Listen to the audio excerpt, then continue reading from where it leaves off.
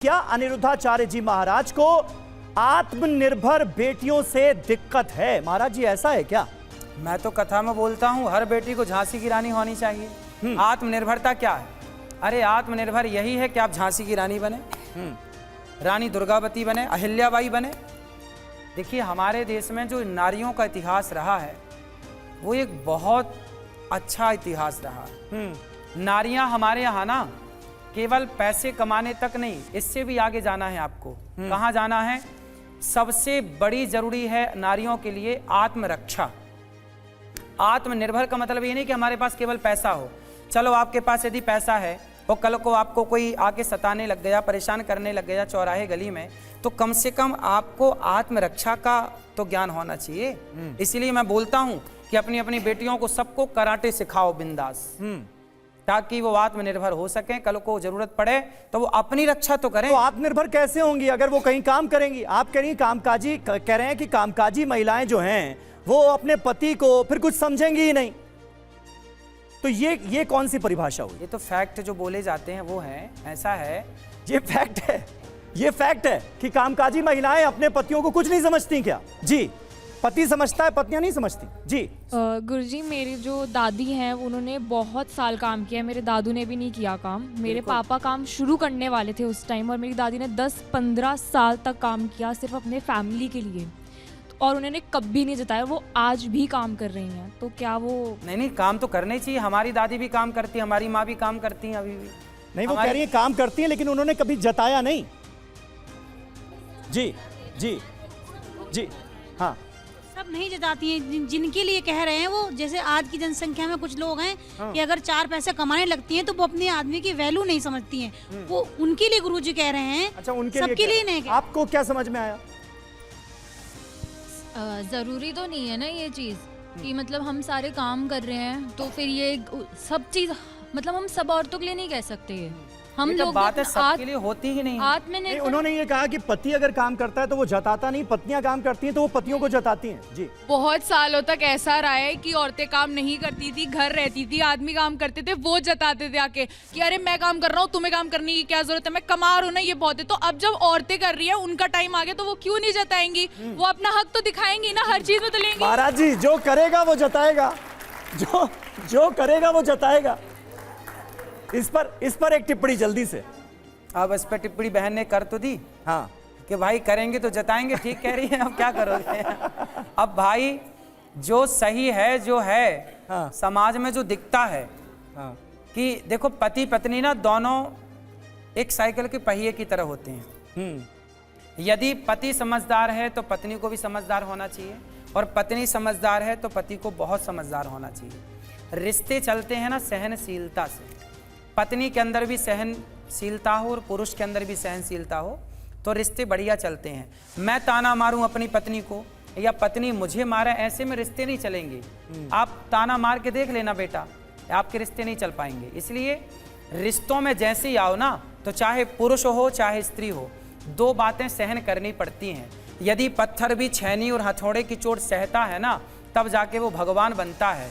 वरना जो पत्थर चोट खा के टूट गया वो कंकड़ बन गया, और जो पत्थर चोट सह गया वो शंकर बन गया। जो सहता है, क्या बात है, वो रहता है।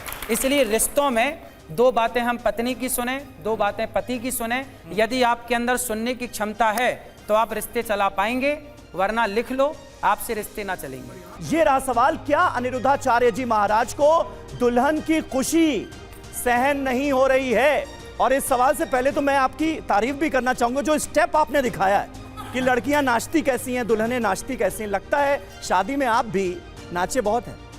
हमको देखिए, जैसे पग घुंघरू बांध मीरा नाची रे। हमारे यहाँ तो भक्ति पथ पर भगवान के लिए नाचने का है, तो हम तो अपने गोविंद के लिए नाचते हैं। तो फिर दुल्हन के नाचने पर इतना ऐतराज क्यों है आपको? दुल्हन के नाचने पे उसके आगे जवाब तो दिया कि पति ससुर बैठा है, जेठ बैठा है, समाज बैठी है, सारी जिंदगी तो नाचना है। अभी एक मर्यादा में। क्या आज के 50 साल पहले हमारे यहाँ का ये फैशन था, ये चलन था कि लड़की नाचते हुए आए? यहाँ जितनी हमारी वृद्ध माताएं बैठी हैं, बेटियां बहन बैठी हैं, इनसे पूछिए कि क्या, हाँ समाज में जो हो रहा है वो हो तो रहा, उसे तो आप नहीं रोक सकते ना मैं रोक सकता, लेकिन सही बात तो रख सकते हैं कि बेटा ये गलत है और ये सही है। सर आपको ऐसा क्यों लगता है कि हमारे जो पिताजी हैं वो हमारे को मतलब नाचता देख के खुश होता देख के खुश नहीं होंगे वो? अच्छा बेटा, नाचने से खुश होते हैं क्या? बिना नाचे खुश नहीं होते? अगर नाच के खुशी बयान की जा सकती है तो क्यों नहीं? हाँ तो की जाए ना, पर उसके अलग अलग स्थान है ना बेटा, कहाँ नाचा जाए कहाँ ना नाचा जाए, ये तो मर्यादा है। कहाँ नाचना है कहाँ नहीं नाचना। हाँ, आप क्या कहना चाह रही?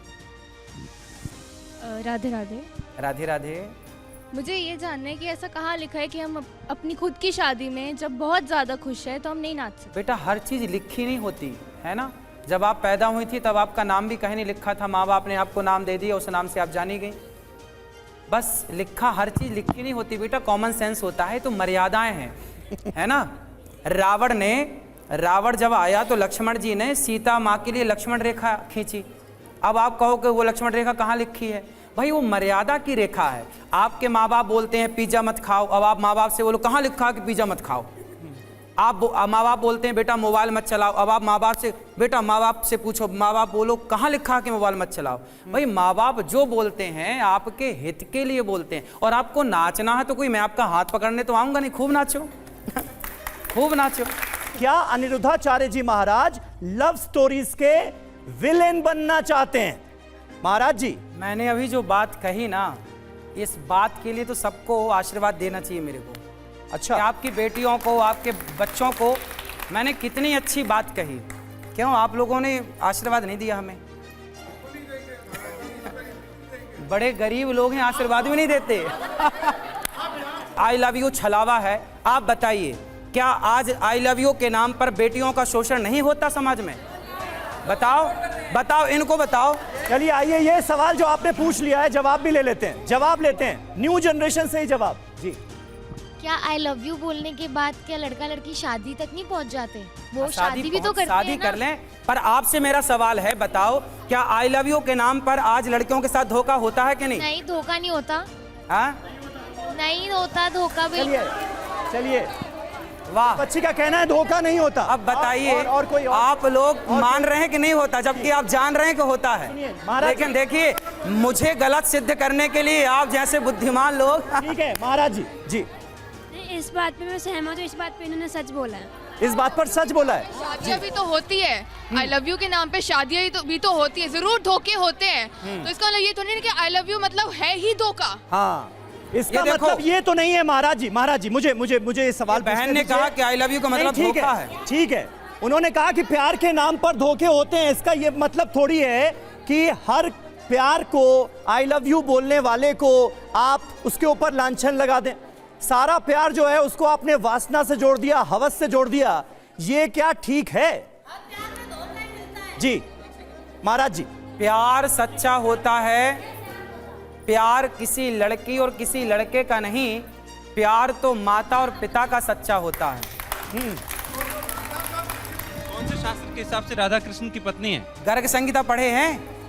नहीं, लोग कब उनकी शादी हुई थी, तारीख बता दीजिए। रुको रुको बेटा रुको, कब उनकी शादी हुई थी? आपने गर्ग कौन-कौन शादी संहिता में थे? पढ़ी है? हाँ, सब पढ़े हैं। बताओ, गर्ग कौन- संहिता कौन- उसका कौन सी- 16वां अध्याय उठा लो। कब शादी हुई थी? जब भगवान श्री, आपने वृंदावन आओ कभी, भांडीर वट है, वहाँ वो स्थान है जहाँ ब्रह्मा जी ने राधा रानी का श्याम सुंदर से विवाह कराया। गर्ग संहिता में लिखा, ब्रह्म वैवर्त पुराण में लिखा। कुछ पढ़ा भी तो करिए, हमारी भरोसे भाई साहब, बैठेंगे आप सब। पढ़ लीजिए, राधा और कृष्ण शादी में नहीं है।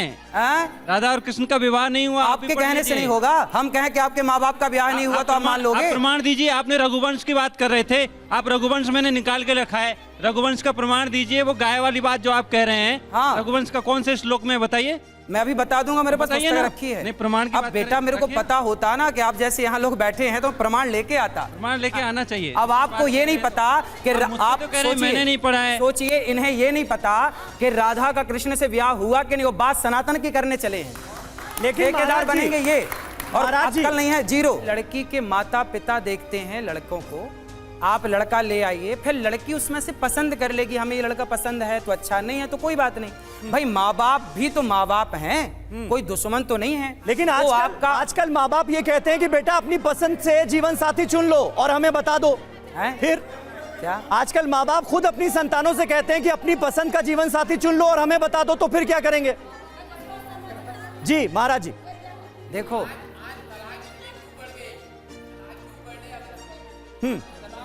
महाराज जी जवाब आपने नहीं दिया, ठीक है जी, आप क्या कहना चाह रही? बाबा जी राधे राधे। मैं ये कहना चाहती हूँ, ये भाई साहब बोल रहे हैं नई जनरेशन के लिए कि ये लव मैरिज करनी चाहिए, पसंद करना चाहिए, ये आप बढ़ावा दे रहे हैं। ऐसा नहीं बोलो बच्चों के लिए, ये फूल है, जैसा आप झुकाओगे वैसा झुकेंगे। मगर तो प्यार से ऐतराज है आपको? अब ऐतराज है क्यों नहीं? जो जाह्नवी के 36 टुकड़े हुए थे वो प्यार के कारण हुए थे। बाबा जी जो सत्संग में कहते हैं उसको मैं अपने बच्चों को भी दिखाती हूँ, सबको दिखाती हूँ, क्योंकि ये बच्चे ऐसे ना ठीक है, बिगड़े। बच्चे कुछ कहना चाह रहे हैं जी। मैं कह रही हूँ कि हमेशा जरूरी नहीं है कि अरेंज मैरिज का रेट सक्सेसफुल रहे। माँ बाप चूज करके लेके आ रहे हैं, बहुत अच्छी बात है, लेके आ रहे हैं, बिल्कुल सही है। कई बार होता है माँ बाप की चॉइस भी गलत निकलती है, तो अगर उसके बाद डाइवोर्स हो गया वो सही है, लेकिन अगर मैं अपनी पसंद से शादी कर रही हूँ तो वो गलत है। इवन तो मेरे माँ बाप अप्रूव कर रहे हैं तो वो गलत हो गया, क्योंकि मैं रिलेशनशिप में थी, मैंने प्यार किया। ठीक है, यहाँ पर एक बच्ची और बोलना चाहती जी, जल्दी से। हाँ, आप कह रहे हैं कि सिर्फ शादी के बाद का प्यार हाँ, जायज जी। होता है, लेकिन मेरे माँ बाप ने लव मैरिज की और 18-20 साल के थे जब वो रिलेशनशिप में थे, तो वो गलत है प्यार? जी ठीक है, आप क्या कहना चाह रही हैं? जब आपके पास माइक आए किसी के पास भी, तभी आप लोग बोलें। बाई चांस अगर माँ बाप जीवन साथी चुनते हैं तो वो बिल्कुल लास्ट तक खड़े रहते हैं साथ में। अगर आपने मर्जी से की तो आप एक किनारे पे अकेली खड़ी हो जाएंगी, तब आपको क्या होगा? तब आपको कौन साथ देगा? वो लड़का साथ देगा या उसके घर वाले साथ देंगे? ठीक है जी। हाँ, राधे राधे महाराज जी। मैं ये जानना चाहता हूँ, जो हम अभी मुस्लिम में तलाक शब्द का प्रयोग किया गया है, ऐसे ही डाइवोर्स का यूज किया गया है। हमारे सनातन में डाइवोर्स के लिए कोई ऐसा शब्द यूज है? क्योंकि हमारे सनातन में तो तलाक के लिए और डाइवोर्स के लिए कोई जगह ही नहीं है। बिल्कुल। और आज हम प्यार मोहब्बत के चक्कर में पड़ते हैं, जिसका नतीजा है कोर्ट में आप देखेंगे लाखों केस पड़े हुए हैं डाइवोर्स के। आज शादी होती है, 4 दिन बाद वो कोर्ट में लड़ रहे होते हैं, पहुंच जाते महाराज हैं। डाइवोर्स हो तो रहे हैं, तलाक हो तो रहे हैं। तो उसका कारण यही है ना, क्योंकि हम प्यार मोहब्बत में करके पड़ते हैं। अच्छा, कारण तलाक का कारण प्यार मोहब्बत है या प्यार मोहब्बत का ना होना है? अरेंज मैरिज का परसेंटेज आपकी तलाक जो हो रहे हैं आज हमारे समाज में, उसका कारण प्यार का होना है या प्यार का ना होना है? महाराज जी अब तो जवाब आपको देना पड़ेगा। क्या हाँ, क्या आज के 70, 80, 100 साल पहले आपने सुना कि कभी भारत में तलाक हुआ? 100 साल पहले क्या कोई भी एक तलाक की घटना थी भारत में? 100 साल पहले क्या तलाक हुआ? नहीं हुआ, क्योंकि हमारी जो भाषा है, हाँ, हमारी जो भाषा है वो भाषा हमारी केवल जोड़ना सिखाती है, रिश्तों को तोड़ना सिखाती ही नहीं है। महाराज जी लेकिन रिश्ते तो टूट रहे हैं ना, रिश्ते तो टूट रहे हैं ना। वायरल होने के लिए चुभने वाली बात बोलते हैं। महाराज जी ऐसा है क्या? ऐसी बात बोलो जो चुभ जाए सामने वाले को। जिस भाषा से समझोगे उस भाषा का प्रयोग है। हमारे यहाँ हनुमान जी लंका गए तो रावण ने पूछा, हमारे राक्षसों को, हमारे लोगों को तुमने क्यों मारा? हनुमान जी बोले, हमने थोड़ी मारा, जिन मोहि मारा ते मैं मारे। मैंने किसी को नहीं मारा, जो जैसी भाषा में समझेगा, हनुमान जी कहते हैं उसे वैसी भाषा में समझाओ। तो हम तो हनुमान जी के भक्त हैं, जो जैसी भाषा में जैसे शब्दों से समझेगा। भाषा मतलब ये नहीं कि मार देना, किसी को मारना अपराध है, पर भाषा जो जैसी मीठी भाषा में समझो तो मीठी भाषा। लेकिन शब्दवाण जो है वो आप चलाते हैं। अब जैसे इस बच्ची ने कहा, तो आपने कहा कि भाई अगर किसी से शादी करोगी, दूसरा पसंद आ गया तो उसके पास चली अब जाओगी। सोचिए क्या? तो ये ना, महिला का अपमान नहीं है क्या? अब सोचिए कि वो लड़की ऐसी है जो हिंदू लड़की है, गीता नहीं पढ़ती पर बाइबल पढ़ रही है। अब बताइए, तो आपके बारे में रील या मीम बनाने वालों को आप क्या कहेंगे? ठीक है, अच्छा बनाएं, अच्छा काम कर रहे हैं वो। जो कर रहे हो। देखो हम लोग क्या कर रहे हैं, हमें क्या करना, और लोग क्या कर, हम तो आपको सही मार्गदर्शन दे सकते हैं। बुरा जो देखन मैं चला, बुरा ना मिलिया कोई, जो दिल खोजा आपुना, हमसे बुरा ना कोई। मैं सदा अपनी बुराइयां देखता हूं और अपने को बेहतर करने की कोशिश करता हूं, दूसरों को कम देखता हूं मैं। क्या अनिरुद्धाचार्य जी महाराज की आंखें कैमरे की तरह जूम होती हैं? ये यूं करके क्या आप जूम कर लेते हैं और देख लेते हैं दूर तक का भी? ऐसा है कि इसको हमारे वृंदावन में एक मंदिर है, तो वहाँ के ठाकुर जी बहुत छोटे हैं।